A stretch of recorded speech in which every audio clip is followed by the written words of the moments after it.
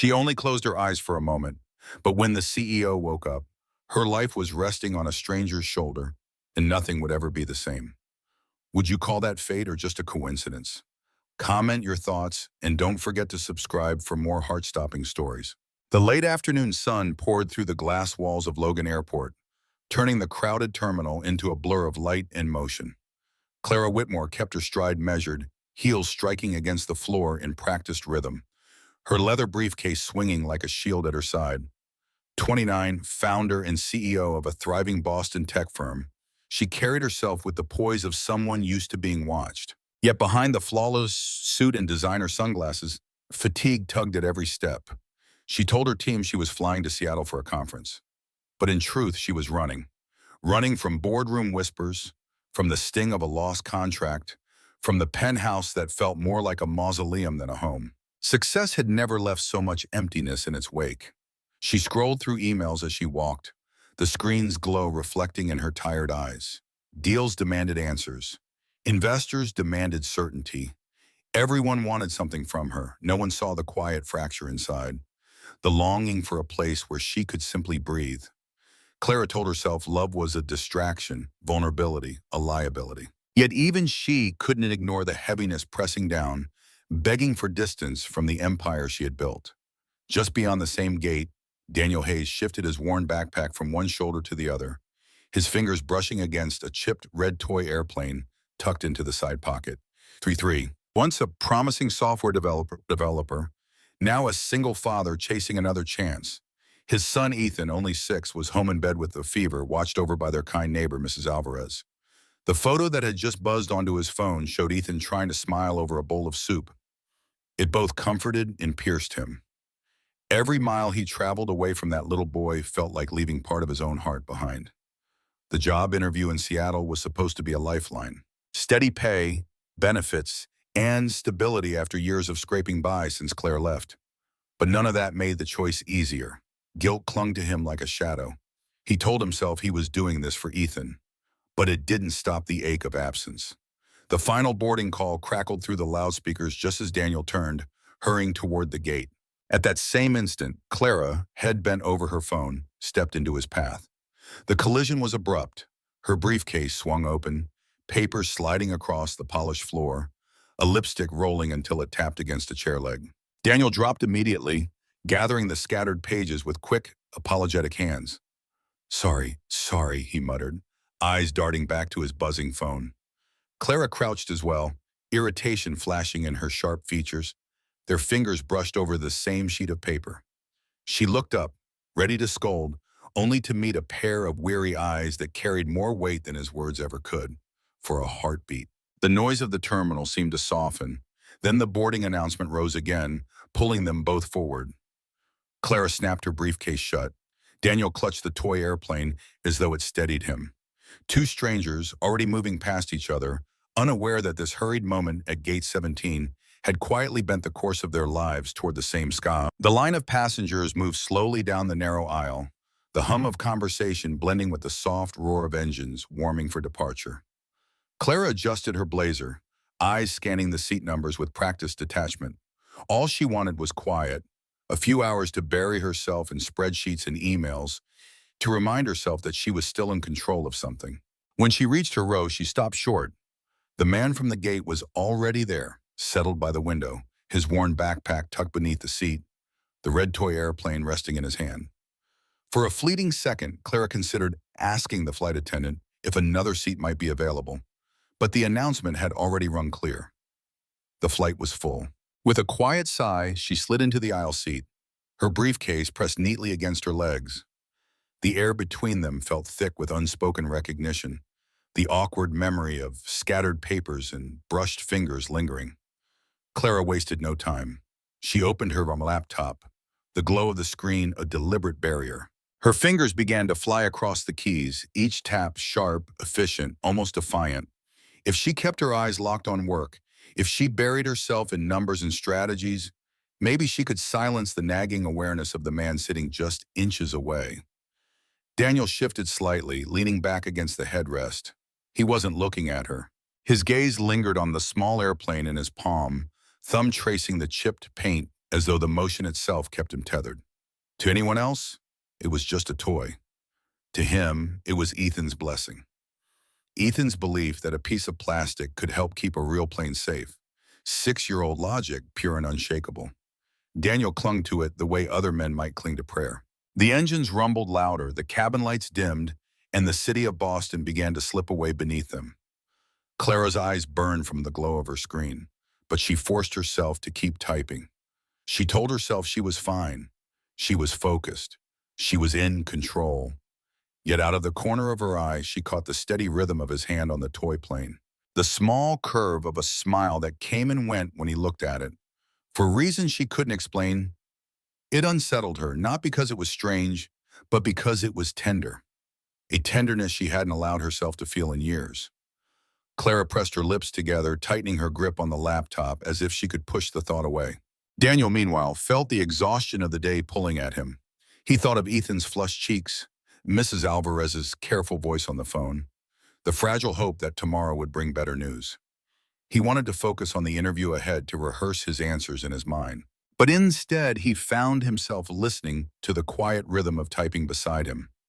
The woman next to him radiated efficiency, every movement sharp and precise. Yet, when she tucked a strand of blonde hair behind her ear, he noticed the faintest tremor in her fingers, a sign she wasn't as unshakable as she seemed. Minutes passed in silence, heavy yet charged. Clara fought her drowsiness with another sip of champagne.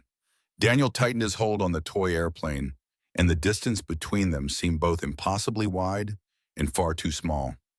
Neither spoke, but both felt the strange weight of sharing the same row, the same breath of air, the same invisible thread pulling two separate worlds slowly.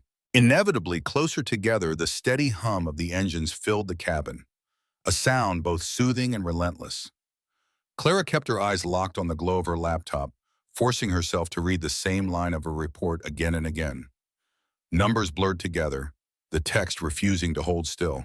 72 hours of little more than coffee and adrenaline had finally caught up with her, and no amount of willpower could push the exhaustion back any longer. She pressed her fingertips to her temples, willing her mind to stay sharp, but the screen dimmed, her eyelids heavy. Just a minute, she told herself.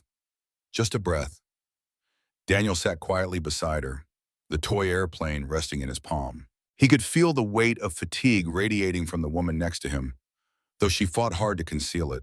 There was something almost admirable in her determination to remain composed, but it also stirred something else in him. He knew what it was to carry too much, to act stronger than you felt. Ethan had shown him, time and again, that even the bravest needed rest. The plane shuddered gently as it slipped through a pocket of turbulence. Clara's head tipped almost imperceptibly at first, until finally gravity pulled her toward him. Blonde hair brushed his shoulder, the scent of her shampoo mingling with the faint traces of airport coffee on his shirt. Daniel froze, instinct urging him to shift away, to protect the fragile barrier of distance between strangers. But then he saw her face without the hard edge of focus, without the sharp lines of authority. She looked human. The dark circles under her eyes spoke louder than her expensive suit ever could. There was something fragile about the way she had surrendered to sleep, as if even in rest, she couldn't quite let go of the weight she carried. Daniel adjusted slightly, careful not to wake her, letting his shoulder become her pillow. It wasn't much, but it felt like something he could give. His thumb kept moving over the toy airplane, tracing familiar grooves while her breath steadied against his arm. For the first time all day, he felt less alone. Time slipped away. 90 minutes passed in quiet stillness. The cabin lights low, the world outside painted in streaks of orange and violet. Daniel's eyes drifted toward the window where the horizon seemed infinite. He thought of Ethan curled against him on stormy nights, the small comfort of knowing that presence alone could make a child feel safe. Somehow the same instinct carried over now. This woman didn't know him. She hadn't asked for his kindness, but she needed rest, and he could offer it.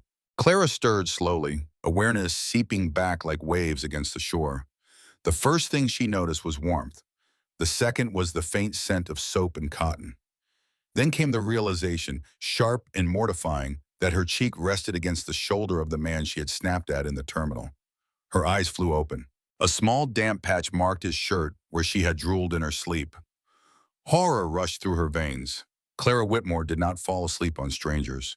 She did not lose control. Not in public, not ever.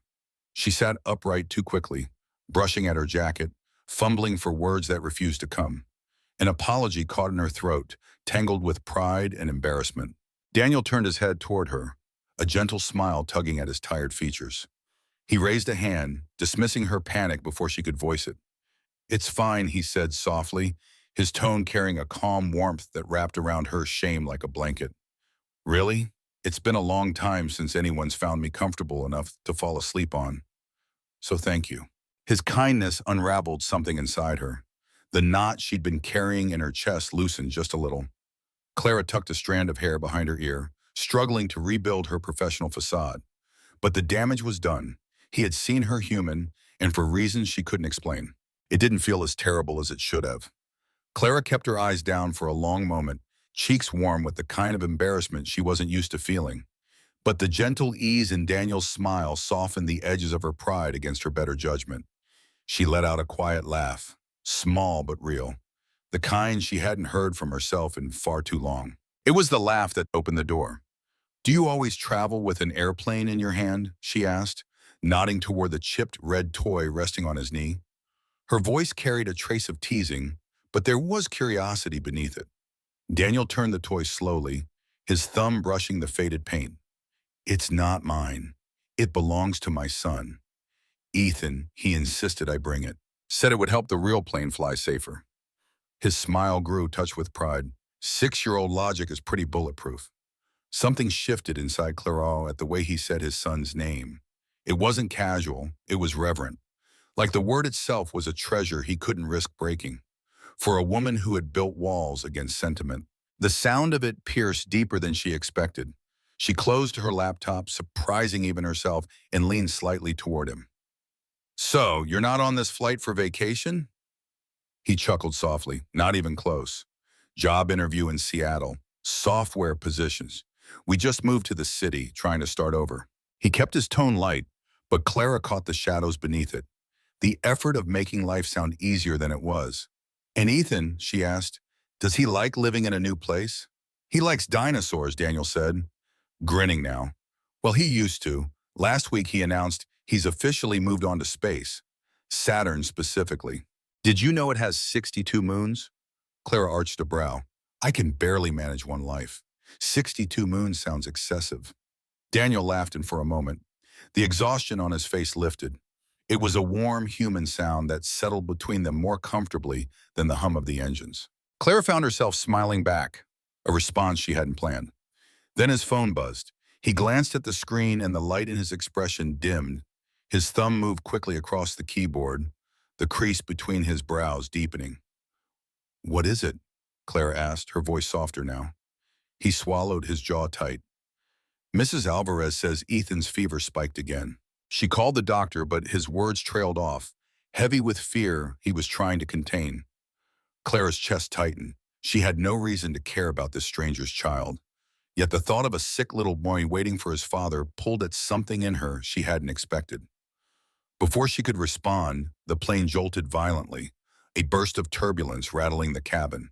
Gas rippled through the rows as overhead bins shuddered. Without thinking, Clara's hand shot across the armrest, gripping Daniel's arm, her nails pressed lightly against the fabric of his shirt. His first instinct was to cover her hand with his, steady and warm. "It's okay," he said, voice calm despite the worry still flickering in his eyes. "Just air pockets. The plane's built for much worse than this." She should have pulled away once the shaking eased, but she didn't, and he didn't move his hand either. For several long breaths, they remained like that, hands joined, two strangers suspended above the world, tethered together by fear, by kindness, and by something neither of them had the courage or the language to name. The quiet after the turbulence seemed to linger, their hands still joined as if neither dared to break the fragile thread. Then Daniel's phone buzzed again, the sound sharp against the hush of the cabin. He glanced at the screen and the color drained from his face. His grip on her hand tightened before he remembered himself and let go. "What is it?" Clara asked, already knowing from the look in his eyes that the news wasn't good. Daniel drew a shaky breath. Mrs. Alvarez called an ambulance. Ethan's fever spiked to 104. He's at the hospital now. His voice was steady, but his hands trembled, betraying the storm beneath. The cabin seemed smaller, suddenly, the air thinner. Daniel's chest rose and fell too quickly as he typed a rushed reply, asking for details he wasn't sure he wanted to hear. "How long until we land?" he whispered, as if the question itself might change the answer. Clara looked at her watch, though she'd already heard the captain's earlier announcement. 2 hours, she said softly. 2 hours might as well have been 2 lifetimes. Daniel leaned forward, elbows on his knees, pressing his hands together in a futile attempt to hold himself steady. "I should be there. He needs me. What if?" His voice cracked, unfinished sentences piling up like wreckage. Clara surprised herself. She didn't try to fill the silence with logic or comfort. Instead, she turned slightly toward him, her voice quiet but firm. "Tell me about him." Daniel blinked, thrown off balance. "What, tell me about Ethan?" she said again, her eyes steady on his. "Well, we're up here and you can't do anything else. Tell me who he is." It took a moment, but then something inside him loosened. Words spilled out, uneven at first, then rushing like water through a broken dam. He told her about Ethan's first word, airplane. Naturally, about his obsession with dinosaurs that had recently been replaced by an obsession with the solar system. About the way he insisted on wearing his Superman cape to the grocery store. About the sound of his laugh, the way he concentrated with his tongue poking out when he drew. The stubborn brilliance that sometimes drove him to tears when he couldn't get things just right. Clara listened. Really listened in a way she hadn't listened to anyone in years. Not for leverage, not for strategy, not to find an opening in a negotiation, just to witness love in its purest form. Spoken by a father who was terrified of losing his child. Each detail pressed against the walls she had built around herself, reminding her of feelings she had long buried beneath ambition. "He's everything good I've ever done," Daniel said finally. His voice raw, rolled into one small person. "I can't lose him." "You won't," Clara said, though she had no right to make promises. Yet something in her tone carried conviction, as though she had borrowed his own love to speak it back to him. When the plane touched down in Seattle, Daniel was already on his feet, backpack slung over his shoulder, urgency in every line of his body.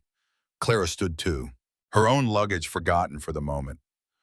"I'll help you get to the hospital," she said before he could protest. "You don't have to." "I want to." Her tone left no room for argument. Consider it repayment for the shoulder for the minutes later. She had summoned a car faster than any cab could have been found at the curb. Daniel hesitated, torn between gratitude and disbelief. The harsh lights of the pickup zone cast every worry line on his face into sharp relief. He looked at her, eyes heavy with both exhaustion and something unspoken. "Thank you, Clara," he said quietly. She only nodded. "Go. Ethan needs you." And then he was gone. Swallowed into the stream of headlights, leaving her standing alone with her designer luggage at her feet, watching a stranger disappear into the night, feeling strangely untethered in a way she hadn't expected. The hotel room felt too quiet, too polished, too far removed from the chaos that still lingered in Clara's mind. She sat on the edge of the bed, the conference welcome packet unopened on the desk, her phone glowing in her hand. For 20 minutes she had stared at the screen, Daniel's number saved there after their hurried exchange on the plane. Finally, she typed the words before she could second-guess herself. "How is Ethan?" The reply came almost instantly. "Fever broke, he's sleeping. Doctor says he'll be fine." Clara let out a breath she hadn't realized she was holding. Relief washed over her like warm water, leaving her shaken. Then, without pausing, she typed again. "Which hospital? Children's Memorial?" Why, she didn't answer. Instead, she reached for her coat, her heels clicking softly against the hotel floor as she ordered another car. The hospital at night was a different world. Bright lights hummed against pale walls, footsteps echoed down sterile corridors, and voices dropped to a hush meant to protect fragile sleep. When Claire asked for room 312, the nurse's smile carried a hint of knowing, as though she'd seen this kind of quiet devotion before. Daniel was there, slumped in a chair beside the bed, both hands wrapped around his son's much smaller one. His shirt was wrinkled, his eyes bloodshot, but he didn't seem to notice. On the bed lay Ethan, Tiny, pale, but breathing steadily, blonde hair damp with sweat. The toy airplane rested on the blanket near his hand, as though guarding him through the night. Daniel looked up when Clara entered, surprise flickering across his face. "You came," he whispered, his voice caught between exhaustion and gratitude. "I couldn't concentrate on quarterly projections knowing you were here," she said lightly, setting down the bag. She carried a teddy bear from the gift shop, good coffee from across the street, sandwiches she suspected Daniel hadn't thought to eat. For a moment, he said nothing, only blinked at her as if trying to understand why someone like her would choose to be here at all. Then Ethan stirred, his eyes fluttering open. They were Daniel's eyes, warm, brown, and full of life, despite the fever's toll. He looked at his father, then at Clara, curiosity sparking in his gaze. "Are you Daddy's friend?" His voice was hoarse, small but steady. Clara moved closer, drawn by something she couldn't name. "I suppose I am," she said gently. "Your dad told me all about you on the airplane. He says you like dinosaurs." Ethan wrinkled his nose. "Used to. I like space now. Saturn has 62 moons, even weak." The pride in his voice was unmistakable. Clara smiled, settling on the edge of the bed. 62? That seems like far too many. I can barely keep up with one schedule. "How does Saturn manage?" The boy giggled, a sound that seemed to lift the heaviness from Daniel's shoulders. "They don't all have names, some are just numbers. That's sad." "Right, everyone should have a name." "You're absolutely right," Clara agreed. "What would you name them?" And just like that, the room filled with laughter as Ethan launched into an elaborate list of moon names inspired by his favorite foods and superheroes. Daniel watched silently, his expression softening in a way Clara hadn't seen before. For hours they stayed like that, sharing stories, telling jokes, weaving light into the sterile corners of a hospital room. Nurses passed in and out, smiling at the unlikely trio who had somehow turned fear into warmth. Later, as the night stretched past 3 Oak in the morning and Ethan drifted back into peaceful sleep, Clara sat in the chair beside Daniel, her heels kicked off, her jacket draped over the back. Silence settled between them, comfortable now instead of awkward. She glanced at the boy, then back at Daniel. Her voice was quiet, almost hesitant. "I've spent so long building walls, protecting myself, making sure every move I make has a return on investment. But tonight, watching you with him, hearing the way you love him," she paused, her throat tight. "It made me realize I've forgotten what love looks like when it isn't transactional, when it's just given."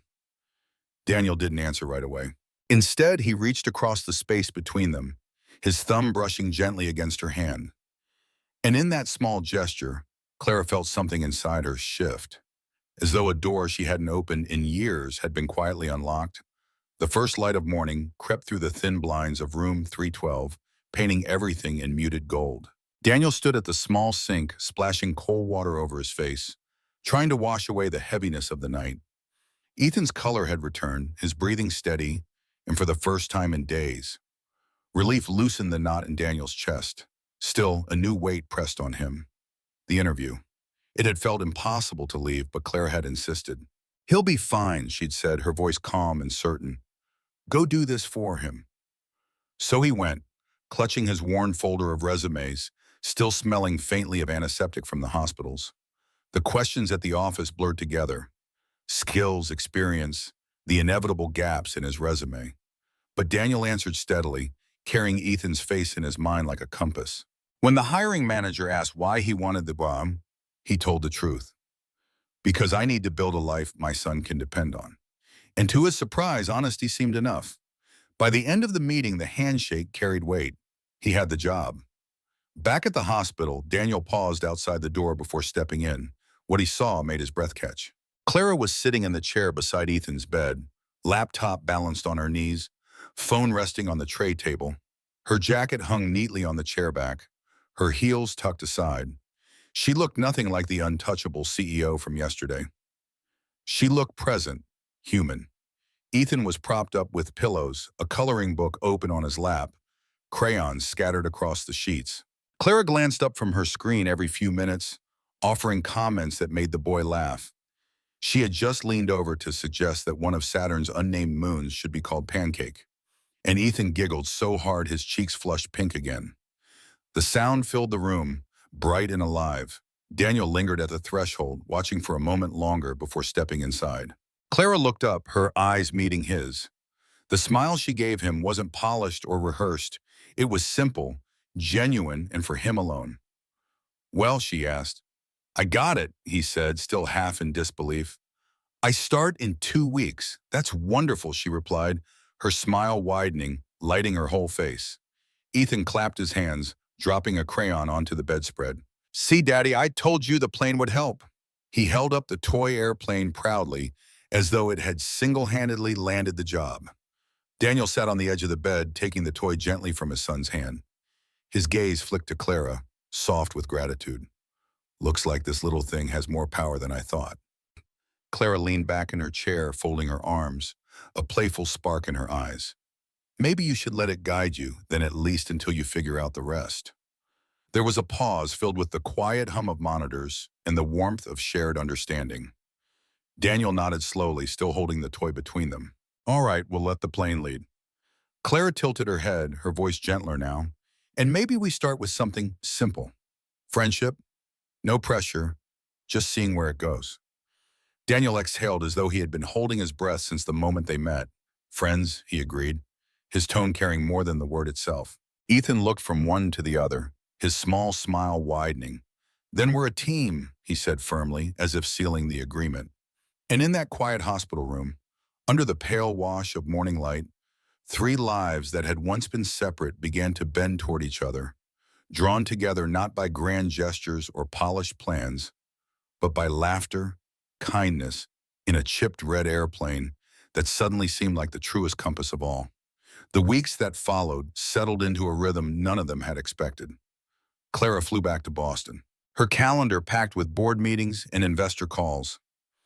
Yet her phone became the quiet anchor she carried everywhere between agenda items and late-night strategy sessions. She found herself waiting for a familiar ringtone, one that now mattered more than any quarterly projection. Their first video call had been simple. Ethan propped up against a pillow, holding the toy airplane high so Clara could see. "It worked," he declared proudly. "Daddy got the job because of this." Clara laughed, her voice softer than she remembered it could be. She told him she believed him, and in that moment, the distance between Boston and Seattle seemed to shrink. From then on, the calls became part of their days. Ethan insisted on showing her his drawings, his new favorite books, the messy attempts at building cardboard rockets in the living room. Sometimes Clara would be in a glass-walled conference room, the city skyline behind her, and Ethan would hold up a crayon-scribbled Saturn with all 62 moons labeled, though half were named after his favorite foods. Daniel would sit in the background, smiling quietly, the pride in his eyes impossible to miss. It didn't take long before phone calls turned into flights. Clara began booking weekend trips to Seattle under the guise of regional meetings. Daniel teased her about the excuses, but she only smiled, never correcting him. Each visit carried its own small rituals. Coffee runs from the shop across the street from the hospital. Walks through the park where Ethan ran ahead with his cape flapping behind him. Quiet dinners in Daniel's modest apartment, where laughter seemed to come easier than it ever had in Boston's sleek restaurants. Back in Boston, Clara found herself staring out of office windows longer than usual. For years, she had run her company like a fortress, every decision sharp, every hour accounted for. But now she was rearranging her calendar, creating remote work policies under the banner of modern flexibility. Her board applauded the innovation, never suspecting that the real reason was simpler. She wanted time. Time to be in Seattle. Time to sit on the floor with Ethan and help him tape cardboard wings to a shoebox. Time to hear Daniel's laugh in person instead of through a phone speaker. Half her life remained in Boston, polished and relentless, but the other half began to take root in Seattle. She learned the best flight times to avoid delays. She grew familiar with the airport gates, the rhythm of boarding calls, the small thrill of seeing Daniel waiting near baggage claim, with Ethan waving both arms like a flag. The distance was still there, measured in miles and hours, but it no longer felt like a wall. It was simply the space between 2 points that were slowly, deliberately drawing closer together. And somewhere between those flights, between the boardrooms and bedtime stories, Clara realized she was no longer just visiting. She was building a life that stretched across 2 cities, A life that held laughter and cardboard rockets and the gentle certainty of a man who had once been a stranger at gate 17. What had started as chance was now choice. A choice she made again and again every time she stepped onto a plane bound for Seattle. 1 year slipped by, almost without notice, woven together by video calls that became flights, and flights that became a rhythm as steady as breathing. By then, Seattle no longer felt like a place Clara visited. It had become another home, though she rarely admitted it aloud. Her company's new Midwest office was thriving, and tonight she was hosting her first gala in the city that had quietly changed her life. The ballroom glimmered with glass and light, filled with polished laughter, and the hum of conversations about innovation and growth. Clara stood at the podium, her notes spread neatly in front of her speech rehearsed down to the cadence of each pause. Yet, as she looked out across the crowd, her eyes snagged on something near the door. Daniel in a black tuxedo that fit him so well it stole her breath for a moment. And beside him, Ethan dressed in a tiny suit with a clip-on bow tie, carrying something carefully behind his back. Clara faltered, her words catching in her throat. The audience shifted, murmuring at the pause, but she barely heard them. Her gaze was locked on the two figures making their way through the crowd. Ethan reached her first, climbing the steps with determination, and thrust a painted canvas into her hands. "I made it for you," he said proudly, his small voice carrying through the microphone she hadn't realized was still low enough for him to reach. On the canvas, three figures stood hand in hand beneath a starry sky. Above them, a plain sword. Saturn glowing in the corner with all 62 moons scattered like jewels. "That's us. We're a family now, right?" The room held its breath. Clara knelt down in her gown, pulling Ethan into her arms, her voice trembling. "Yes, sweetheart, we're a family." When she looked up, Daniel was there. Stepping onto the stage, his expression both nervous and certain, he reached into his jacket and pulled out a small velvet box, kneeling before her. In front of 300 of Seattle's business elite, he spoke into the microphone Ethan had just abandoned. "That flight a year ago was supposed to last 4 hours, he said, his voice steady, rich with meaning. "But Clara, it became the beginning of everything. I want to keep flying with you through turbulence and clear skies, through whatever life throws at us. Will you marry us, Ethan and me?" The boy, unable to contain himself, bounced on his toes. "Say yes. I already told everyone at school you would." Laughter rippled through the room, softening the hush of anticipation. Tears blurred Clara's vision, smudging the edges of her carefully applied makeup. Nothing about her life had gone according to the plan she once clung to, and for the first time, she was grateful for it. Her voice broke, but the words rang clear. "Yes, yes, of course, yes." Applause erupted. Cameras flashed. But in the bubble of that stage, it was only the three of them. Daniel slipped the ring onto her finger. Ethan wrapped his arms around both their legs, and the crowd melted into a blur of sound and light. Months later, beneath a sky streaked with gold, they stood beside Lake Washington, vows spoken in the presence of close friends and a handful of family. Clara wore a gown that shimmered like water. Daniel's hand steady in hers, and Ethan marched proudly down the aisle as the ring bearer, complete with soft, bare ears Clara had ordered just for him. Mrs. Alvarez cried through the entire ceremony as they exchanged rings. Daniel whispered, "That 4-hour flight gave me forever." And Clara, with tears on her cheeks and laughter in her voice, knew it was true. The chipped red airplane rested on the table of gifts that day. No longer just a toy, but the compass that had led them here, to a family neither of them had planned for, but both had needed more than they'd ever known. 3 years slipped by like pages turned too quickly, yet every one of them carried its own weight of memory.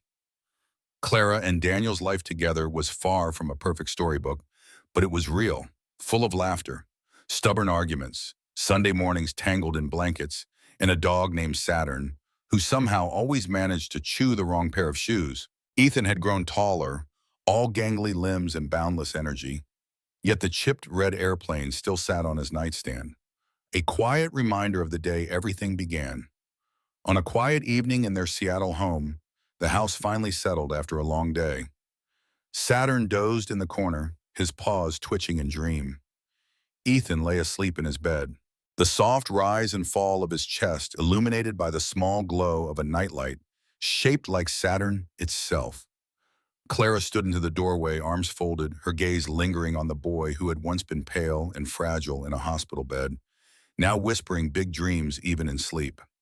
Daniel came to stand beside her, slipping his arm around her shoulders, his voice low. "He's getting so big, 9 already." Clara leaned into him, a smile tugging at her lips. "Still can't pronounce Saturn right. Still calls it Satin." Daniel chuckled quietly, his eyes fixed on their son. "I don't ever want him to outgrow that." For a moment, silence stretched, filled only by the quiet hum of the house. Then Clara turned, her hand resting lightly on his. She hesitated, as though savoring the weight of what she was about to say. "I went to the doctor this morning."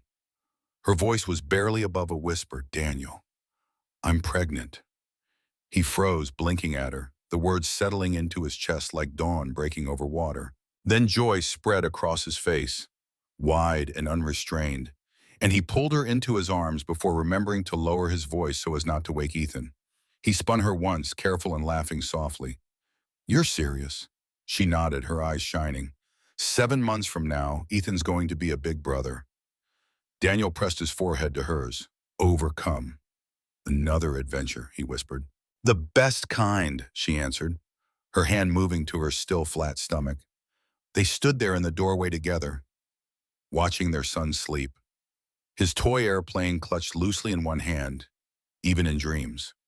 That small piece of plastic had once been nothing more than a child's charm, but now it felt like a compass, the silent witness to every step that had followed. A chance meeting, a shoulder offered, a choice to stay when either could have walked away. Outside the window, a plane crossed the night sky, its lights blinking softly against the darkness. Clara followed its arc with her eyes, remembering the weight of exhaustion that had pulled her into Daniel's shoulder at 30,000 feet. What had been nothing more than an accident had turned into the flight of her life. She tightened her grip on Daniel's hand, her voice steady, filled with wonder. It all started up there. He kissed her temple, his gaze never leaving Ethan. And it's still going, still flying in that quiet house with a sleeping boy, a dreaming dove, and a secret of new life growing between them. Clara and Daniel knew that some journeys aren't measured in hours or miles. Some journeys last forever, carrying you past every storm, every stretch of clear sky, until family itself becomes the destination. And as the night deepened, they held each other close, certain of one thing, that their flight was still in motion and always would be. What if I asked you to pause and reflect on the essence of Clara and Daniel's journey in this story? What do you notice about how a simple accident, falling asleep on a stranger's shoulder, unravels into profound connections, transforming isolation into family? Might it reveal a deeper truth about vulnerability, where letting down our guards in unexpected moments opens doors to love and purpose we never anticipated? Consider, in your own experiences, have you ever felt the weight of exhaustion like Clara, or the ache of responsibility like Daniel, and wondered how sharing those burdens could lead to healing? What emotions stir in you when you think about Ethan's innocent toy airplane becoming a symbol of fate, guiding 2 broken lives toward wholeness? Could this teach us that life's most valuable lessons often arrive not through planned ambition, but through serendipitous kindness, reminding us to embrace the turbulence, hold hands through storms, and trust that small acts of humanity can redefine our paths? Now imagine weaving these insights into a heartfelt message for an audience. How might you phrase it to evoke empathy, encouraging them to recognize similar miracles in their lives? Let's explore together. Perhaps start by drafting a few sentences on the emotional impact of chance encounters. What words would make it resonate deeply? Around 200, 300 words, ending with an inviting call to comment and subscribe. Share your thoughts, and we'll refine it step by step to foster that discovery.